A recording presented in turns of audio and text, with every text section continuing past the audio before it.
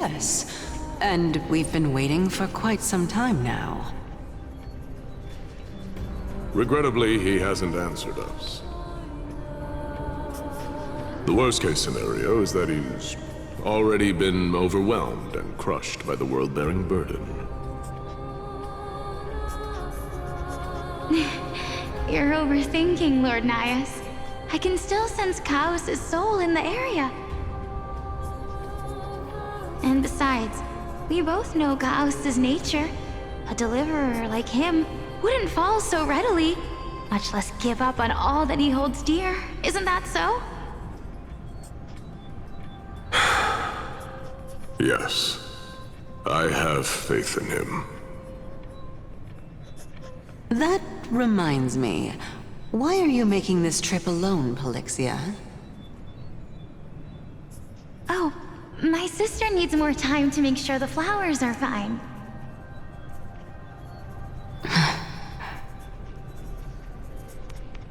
Such a pity. Both of you have hearts kinder than anyone else. Yet you are born only to take over Thanatos' divinity. Everything that I see and hear this time has left me shaken to the core. What may seem like a mundane conversation is in truth a once-in-a-lifetime exchange that has revealed the ultimate answer to Circe's question. The conjecture has taken shape and must now be solidified into a theorem. Next, I only need to seek verification from Kefali. By doing so, I can answer Circe's question and reclaim my body. But no, I will not do that. That isn't important. Because another one of my conjectures, one that I have always dreamed of proving, has been proved right this very instant. Fusing a mortal soul with that of a Titan to replace said Titan is not a ludicrous idea after all.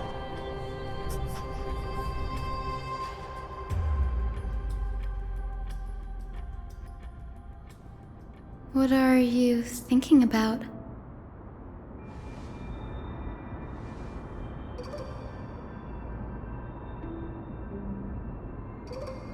Is that so? You don't look the slightest bit amazed, though. Plus, you seem to be strangely familiar with the city around the Great Tree.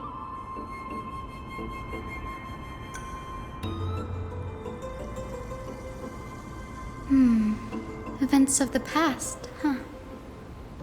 I was also a child when I looked up at Circe's. Their leaves and branches reflected the sparkling stars, and their trunk was like a pillar that supported the sky and ground. I stood at this very spot back then, imagining the day when I could climb to the top of this tree, because I would be the closest I can be to the sky at that spot.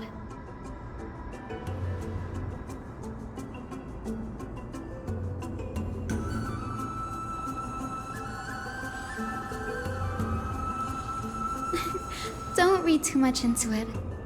I mean, can mortals even hope to reach Aquila's realm? They're a strict and draconian god, nothing like Circe's. Reason is willing to share what is theirs with others, but Sky only expects people to revere them. You get what I'm saying, right, Denny? After all, the titan that imprisoned you and Grey here in Amphorius is none other than Aquila themselves.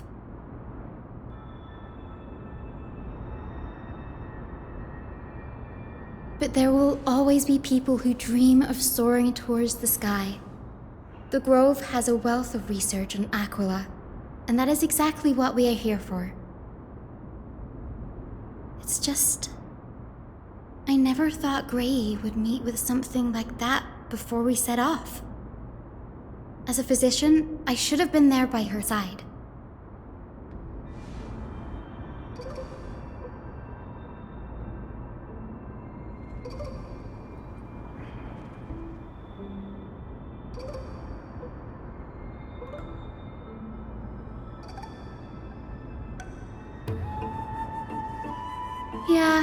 There's no rest for the weary, huh?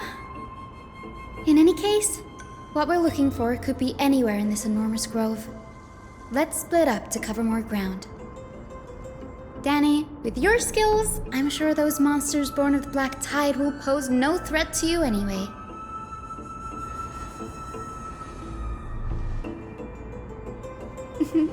Have you forgotten that you're talking to the chief physician of the Twilight Courtyard? Have more faith in me. I'll be just fine.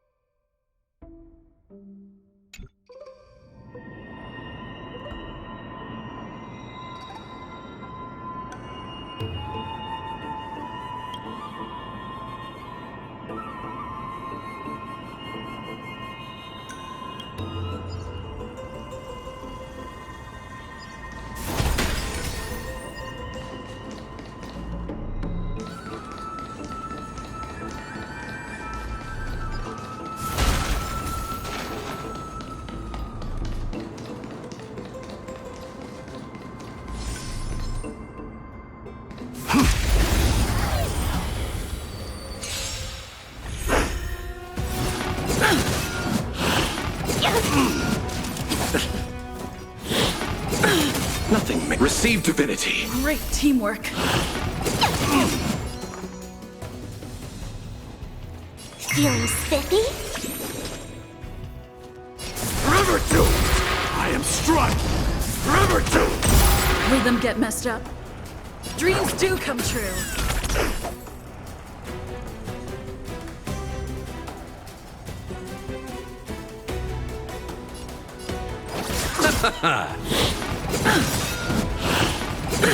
Nothing major. The mood is set just right. Let the show begin! Eternal sleep is not the dead return!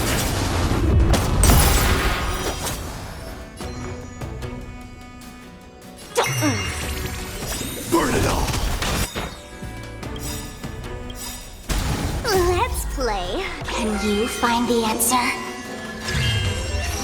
Dying soul, face now accepts your punishment.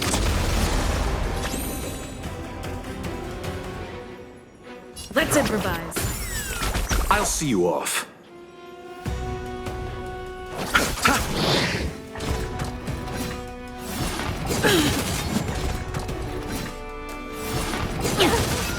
Bloom, Great teamwork. conquer all lands! Let's play for a while. Sophie,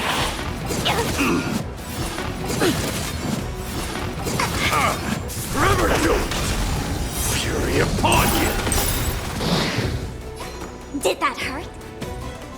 The mood is set just right. Let the show begin!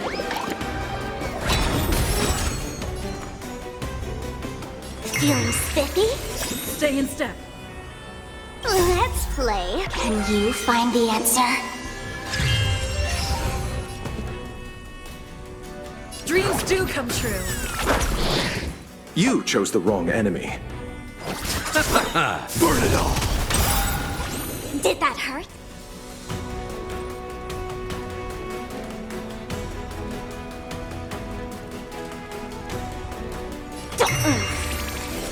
Forever doomed! The winds of battle never cease.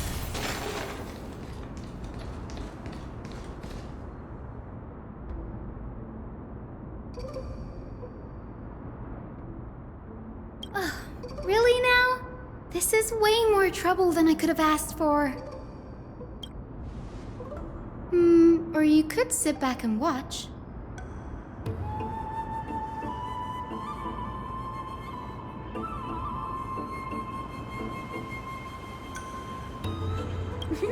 I'm kidding, Danny.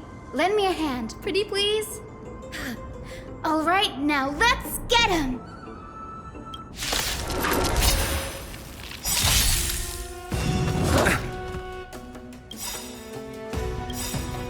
Receive divinity. I can't. Dying soul, fate now accepts your punishment. Eternal sleep is not the dead return!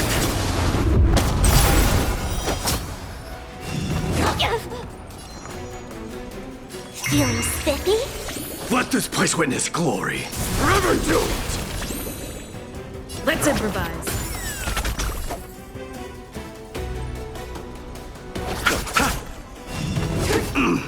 I am struck! Burn it all! Like that, huh?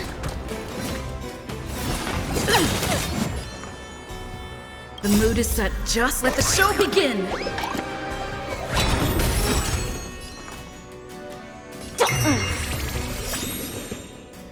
Let's play. Can you find the answer? Dreams do come true. I'll see you off. I can't forever do it! Conquer all lands!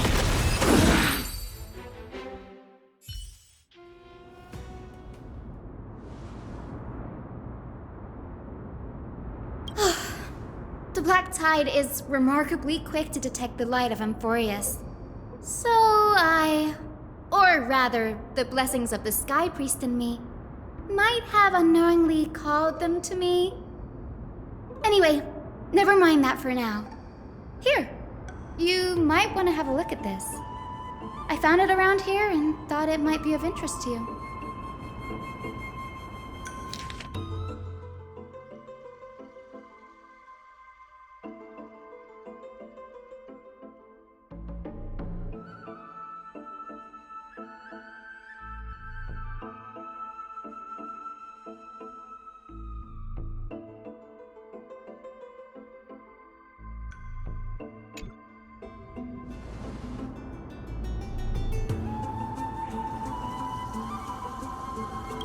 This is new. I didn't know Professor Anaxa was researching the sky. He's never mentioned anything about it.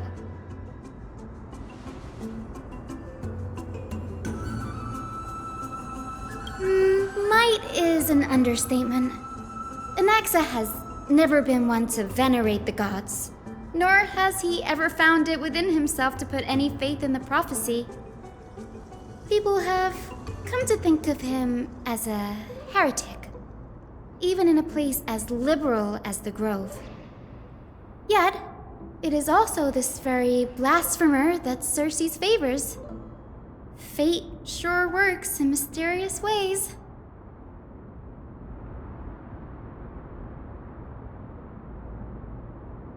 Oh, let me have a look.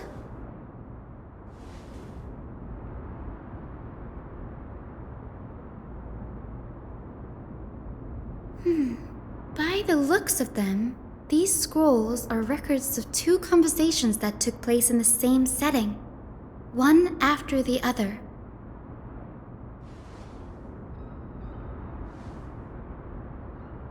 Sure, go ahead.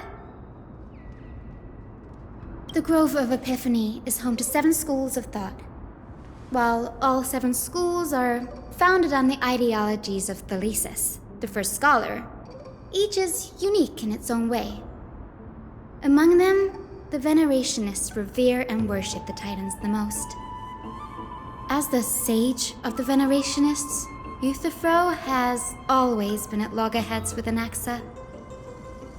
If we were to place the 7 sages on the scales of Talanton, Anaxa and Euthyphro would be placed on opposite sides to achieve balance.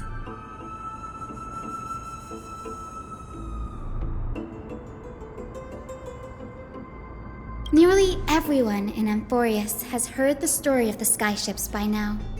Aquila's stature is loftier than the heavens, and their divine retribution is merciless. That's why it's no use building giant skyfaring ships. Oh, but I do wonder if a supercharged mini Treaty cannon could slip past their watch.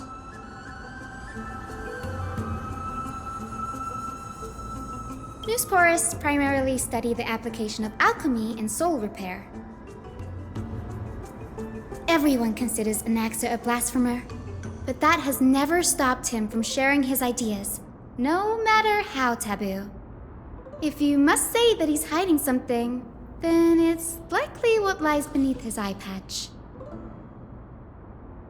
Anaxa often says that every failure brings us one step closer to the truth.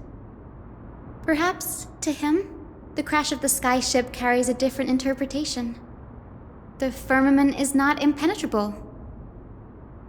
On the contrary, it was precisely because the skyship represented the first step toward breaking free from the shackles of the earth that it provoked the wrath of the Sky Titan and brought divine punishment upon itself. It's a shame that the majority of the Grove's research on Aquila was headed by the Venerationists, with sacrificial rituals making up a predominant part of their findings. discourse about more esoteric subject matters in relation to Aquila dwindled even further after the skyship incident.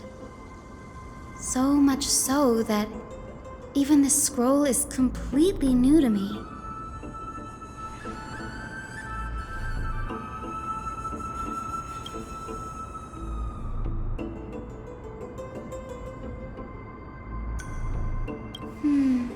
That's what I'd like to know. What are these experiments he's involved in? Even I, the assistant lecturer, know next to nothing about them. I have a bad feeling about this. Could there be more to what happened at the Grove?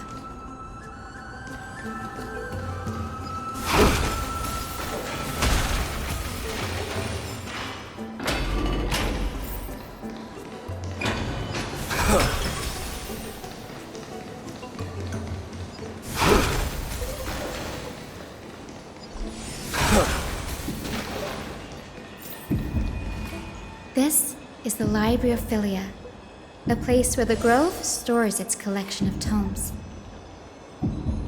Other than books written by the 7 schools, you can also find philosophical texts, ballads, and religious writings from the Outlands here.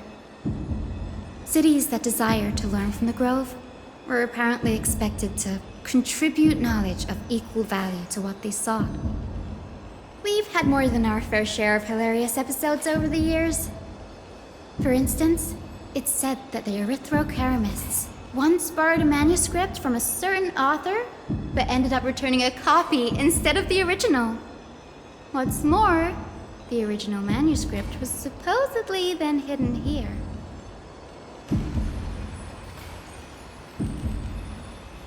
Nice?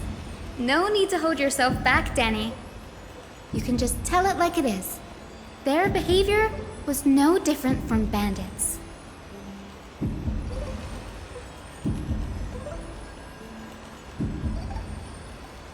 Whew. You've got me there.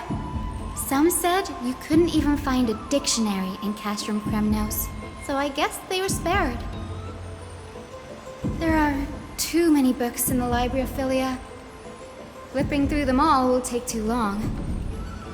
Why don't we use the Biblioslate to search for the texts we need?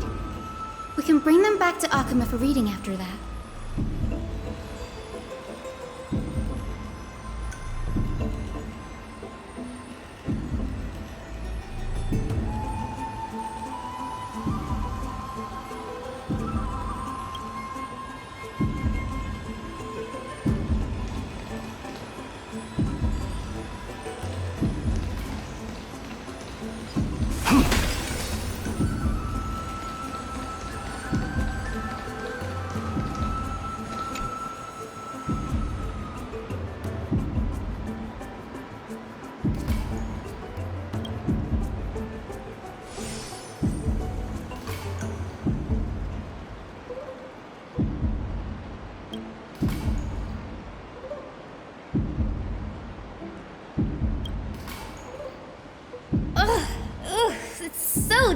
In here. Whoa. Are these all complaints about him? I can already see what they must have written. Anaxa has no respect for the gods. His very existence undermines order in our society. They're probably all things like that.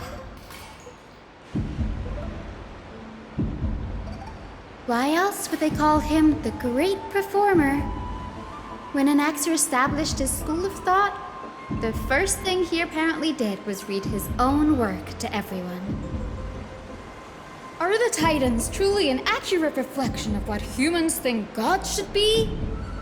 Worlds created by gods are indubitably perfect, but what of Amphorius? Only foolishness and insensitivity everywhere you turn.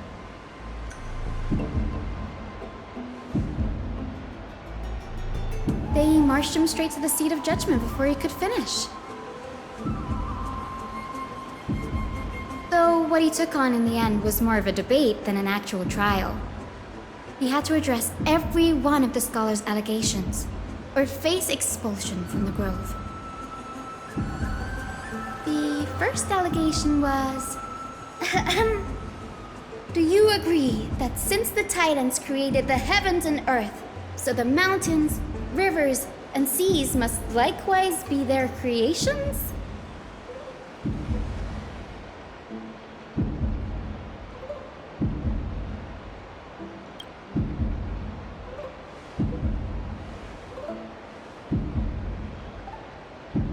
Anaxa would have probably been spared a lot of trouble if he had answered this way. Instead, he quoted past instances of the Flame Chase journey and posited that humans had the potential to take over the divinity of Titans.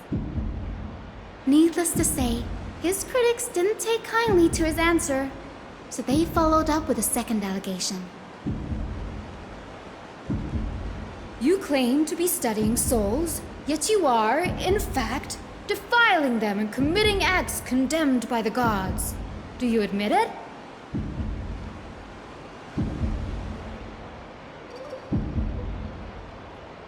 Anaxa always wears an eye patch, never removing it, even when alone. Some say he used one of his eyes as an alchemical ingredient. Every being in the world owes their safekeeping to Kefali, and this is even more so for the Chrysos heirs who have divine blood coursing through them. If he has really done something of that nature, then it'd indeed be sacrilegious. Thankfully, they had no way to prove it, so it amounted to nothing more than an allegation in the end. One by one, Anaxa engaged in wars of words against those who would challenge him. Toward the end, a scholar asked him, Anaxagoras, have you any respect for the gods? It was only after a brief silence that he answered, I have never denied that Titans are meant to be noble constructs.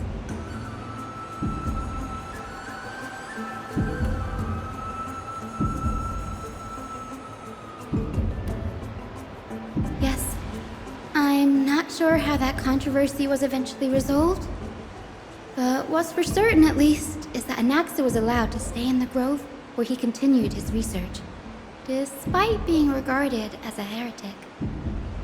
By the way, this stack of complaint letters has reminded me of a place in the grove. We may find clues there that aren't on the teleslate. I'm talking about Anaxa's alchemy lab, hidden between the cornerstones.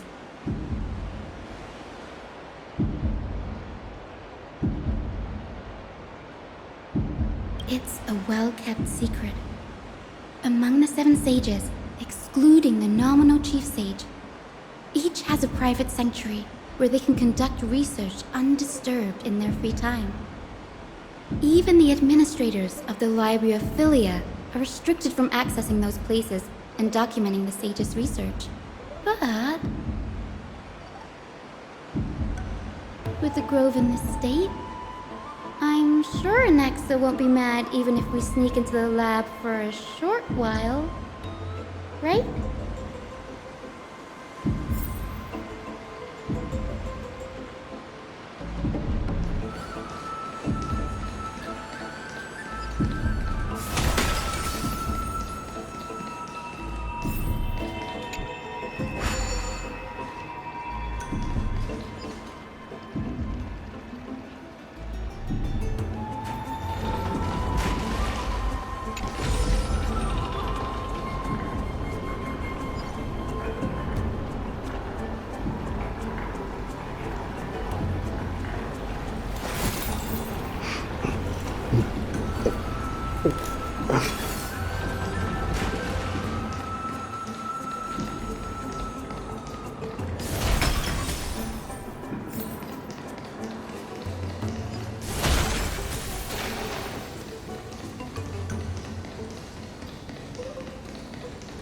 This is the place, but where is everything? Materials for alchemical experiments, matrix diagrams, and even the seal to the lab.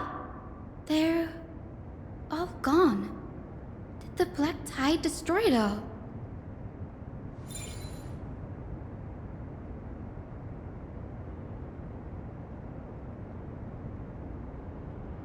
No, not even close.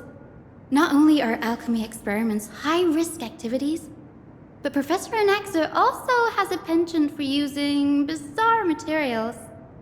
Students often saw him walk in looking right as rain, but come out covered in soot with his hair singed. Naturally, no one dared to come near this place. Huh? That bookshelf over there seems to be the only thing still intact.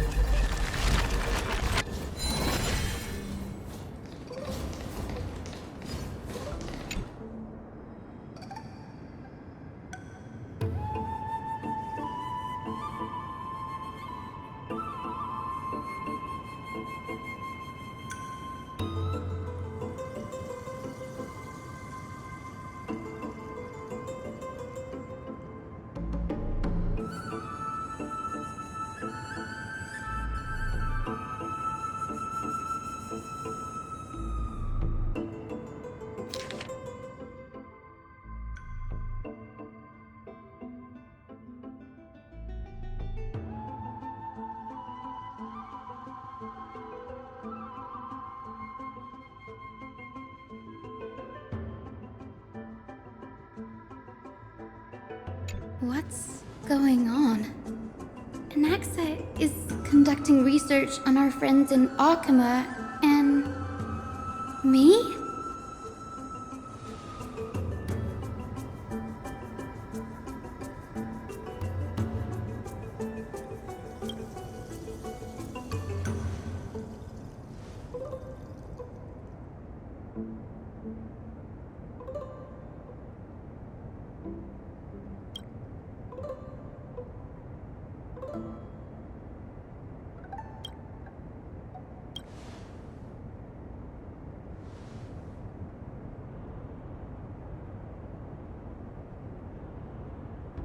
It wouldn't have been so strange if he had focused only on Cassie, given her own curiosity about her origins. Plus, considering that the Newsporists have crafted omnipotent medicines capable of curing diseases, it also makes sense that he would conduct research on immortal Chrysos heirs. But now, it seems Anaxa's objective was never to create medicine, but to identify the origin of the golden blood and figure out its inner workings.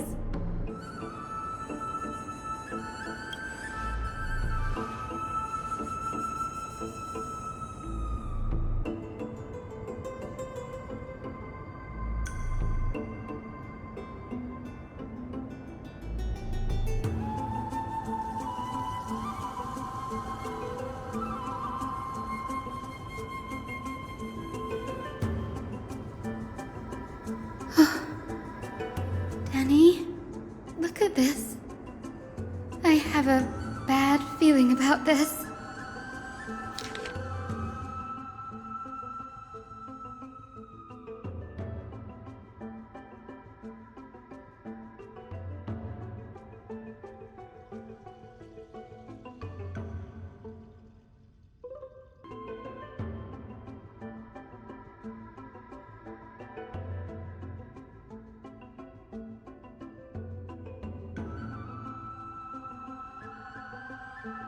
My biggest fear. It's come true. After going through his notes, I think I can piece it all together now. Anaxa was carrying out experiments on soul transmutation.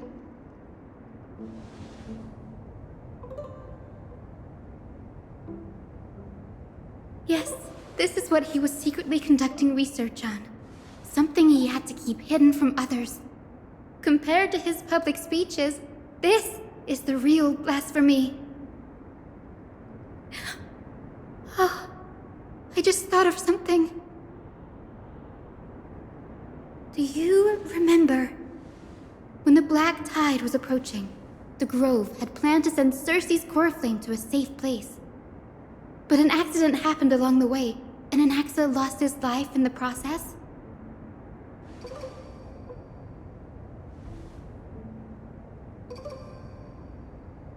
That's right.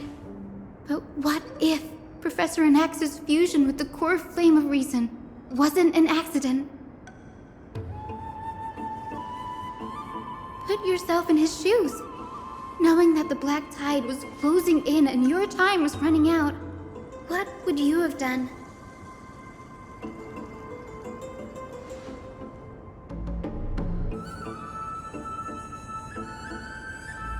Exactly. When the black tide came, the true reason Anaxa headed to the luminary throne was to transmute and fuse himself with the Titan's core flame. No. Judging from how he reacted after the event, the results came as a surprise. Maybe he failed to consider the possibility that Circe's would make a similar decision. The manuscripts detailing all the alchemical formulae have been taken away. His research is still ongoing.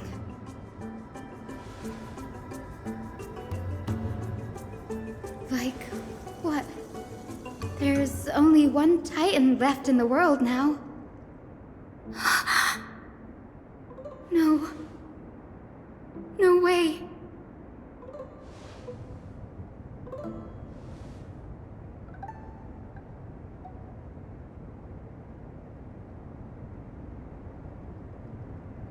He's after Kefali.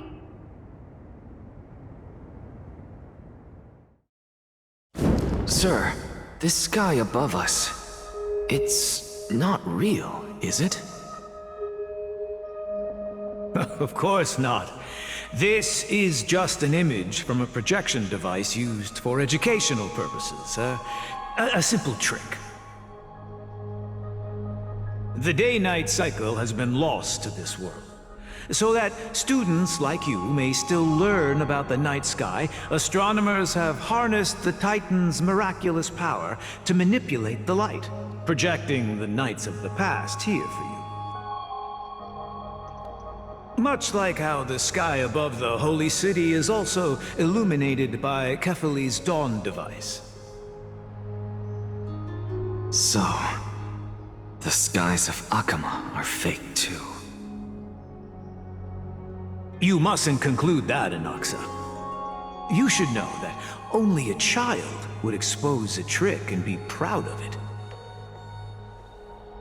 Often people know more than they let on. They simply choose to feign ignorance because they have no other choice. Then they're just deluding themselves. People believe in Kefali's tale of Genesis, accepting wholesale whatever the priests preach. But we're different. We've already walked out of the firelit cave of ignorance. We have already realized that we live in a world where Titans make the rules. Even when we look at the sky, we're only seeing what they allow us to see. Rather than gazing at this mockery of a night sky fabricated by them for the rest of my life, why shouldn't I be the one to take control of the projection device instead? So much time has passed since you sowed the seeds of doubt in my heart, child. Many a night, I find myself penning down all my theories and wild ideas, only to burn them to ashes when I open my eyes in the day. Why? Because we'll face death by burning if word gets out? As a sage of the Venerationists, my soul has already become inextricably linked to the great tree. Every word I say and every move I make is certain to influence every leaf, every branch, even the tree itself. But above all else, my days are numbered. Instinctively, I have my doubts about the golden blood and the human soul, yet I have no means of verifying them. The golden blood in my veins is woefully thin, and I am loath to waste what little time I have left obsessing over a hypothesis that cannot even be proven in the first place. But I can, sir. I can do it for us. The time is right. Give me all that I need, and I shall accomplish this grand feat on your behalf.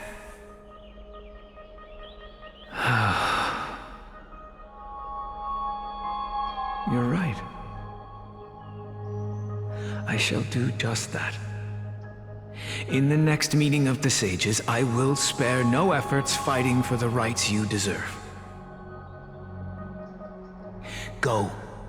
Establish your own school of thought. Find out what we are. Become the one who conquers the ultimate truths of the world.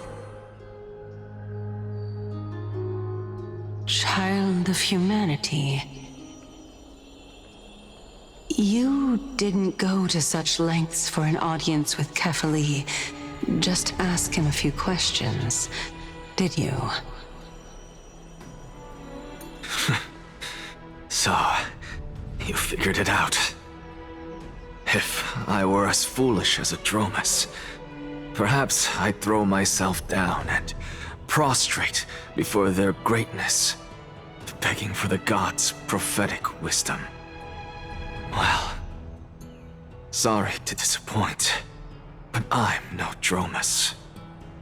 Alas, I am a human, standing tall on 2 feet, possessing both intellect and pride. Before such power, does it make any difference whether you're a human or a Dromus? I'm sure you're familiar with the story of the Styxians. When the raging waves threatened to swallow them, they didn't just give up and become sitting ducks. No. They constructed a dam that kept the roaring tide at bay, chaining down the mad Fagusa. They call me a blasphemer, Xerxes. But that doesn't mean I deny the existence of gods. It's just... as I see it, Titans are simply a force that mankind has yet to find a way to tame. Oh? If power that rivals the Titans is what you crave, why not conform to the prophecy and brave the trial? Why stop at harnessing the power of the Titans when I can do so much more? The source of life is what I wish to grasp, to understand what makes up the soul, and to learn what we really are. Thanks to you, I've had the chance to personally verify, in more ways than one, that the soul indeed ceases to exist in death. But where there is death, there is life. And where there is an end, there must also be a beginning. How then is a soul born? That was the only unknown variable left in my calculations. And by the sound of it, you have already formed a conjecture. No, I have already drawn a conclusion. In my journey unto death just now, I finally saw the answer with my own eyes. Professor Anaxa, I'm here. Her life hangs by a thread. I must ask you to refrain from taking any unnecessary steps. Of course. I'll bring this to a conclusive end, and give you the answer you so desire. However, in accordance with the principle of equivalent exchange, I must also demand from you what I need. As you wish. Don't you care to know what the price might be? It's a matter of uncovering the truth about the Death Titan and her survival. This may be the only time I can ever save someone's life. There is no need for me to think twice. I see. In that case, let the show begin. Indulge me. Am I correct to say that you intend to prove Thanatos' whereabouts and prove the nature of our existence now? Before I begin, I must confess I had been stuck in a cognitive trap all this time. As unrelated as these two propositions may seem at first glance, they are in fact logical equivalents. They are merely two different ways of telling us about what the soul is at its core. The reason I say this is, as I've mentioned earlier, the answer was hidden in my journey unto death. Anaxa, you were in the Netherrealm? Yes, I am but a living dead man now, but that's not important. What truly matters is, I overheard a conversation between heroes. That's not all. Remember how I said you were a part of that conversation too, Circes?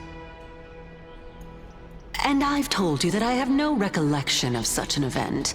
That was likely just an illusion conjured up by the mind of a dying man. Of course you would remember. Because that wasn't you. That was Calypso, one of the 7 sages of the Grove. Calypso? That's the name I made up on a whim when speaking to this girl. How do you know of it? And surely you jest. Don't you think I, of all people, would know if that were the name of one of the 7 sages under the shade of my tree? Don't you claim to know the Grove's past like the back of your hand? It seems you've lost even the memories seared into your soul. Use your head, Circes. Since all of this took place in the realm of the dead, it stands to reason their likenesses are of souls from the past. The living cannot step foot into that world, so who could they be? Think about Calypso. Why does she share your likeness, yet you have no idea who she is? The answer is evident, is it not? Those fallen heroes are the mortal incarnations of the Titans before their ascensions to godhood.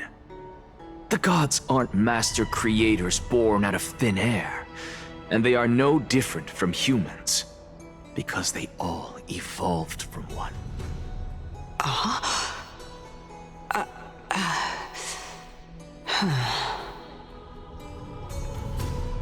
Does this answer disappoint you?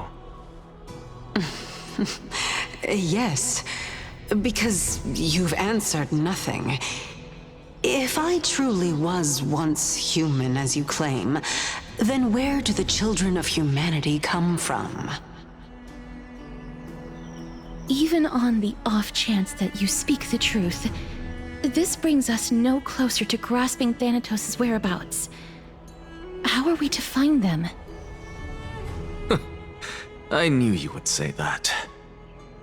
But it matters not. I know what I'm doing. Actually, why don't we have this supreme being standing before us tell us everything? You can revive a Titan? Humans cannot return from the dead. Neither can gods. But all we need to do is look at this from a different perspective, and the problem will resolve itself. The solution is simple. Just like what you did to me. If I'm reborn as Kephali, I can rebuild the world and all within it as they once did. Simple, is it not?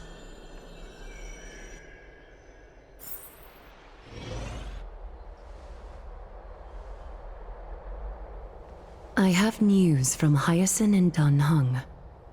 Anaxa might be trying to do something with Kephali's divine body. Kephali? But what could Anaxa want?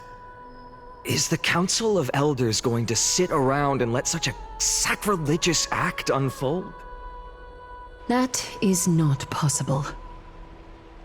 He is indeed the great performer, capable of fooling anyone and everyone with his tricks. I'm sorry. No need for guilt, for this is good news to us. The Council of Elders has found themselves a traitorous ally. Anaxa's ambitious desires will be something we can exploit. What we should be doing now is to keep our eyes peeled for whichever trickery Kynus is up to, and react accordingly to thwart her plans. Being Akima's political center, the Demigod Council holds just as much significance as the Vortex of Genesis. Someday, after my duty is over, this site will take the place of the battlefield where you hunt gods, become the next challenge you are to overcome. Till then, it's best to get used to this place as soon as possible.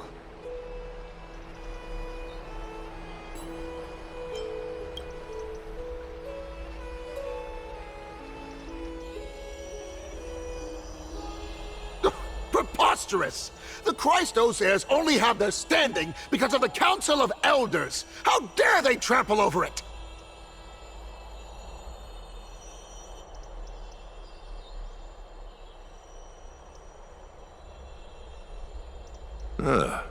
It's been a while. What is that supposed to mean? Is this really the sort of person that the young lord praised as a ferocious warrior? It has indeed been some time, Lord Krateros. What brings you here in such haste? Shh, keep it down. Be more vigilant. See those duplicitous dogs over there? They do the dirty work for Kynus. I've already ordered my people to hold them back, but we should still lay low. Unless you're itching for a bloody fight to get a workout in. My bad. So, did something happen? Did you hear thunderclaps last night?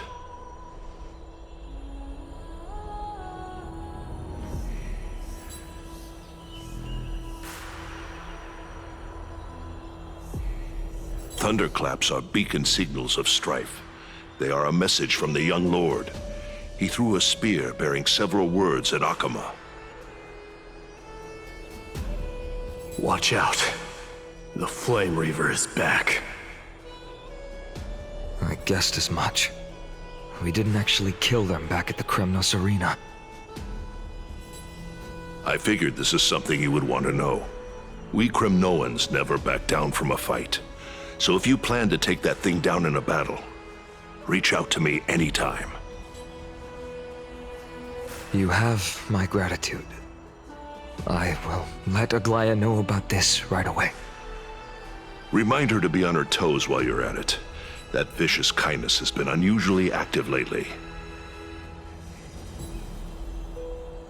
Those lackeys she keeps undercover have been going in and out of the city a lot more frequently these days. Some even seem to be getting Kremnoans to defect to the Council. Get off the stage! Get out! How dare you! Don't place that! That's her. Looks like you can see it for yourself. We should get back. Thank you for the intel, Lord Krateros.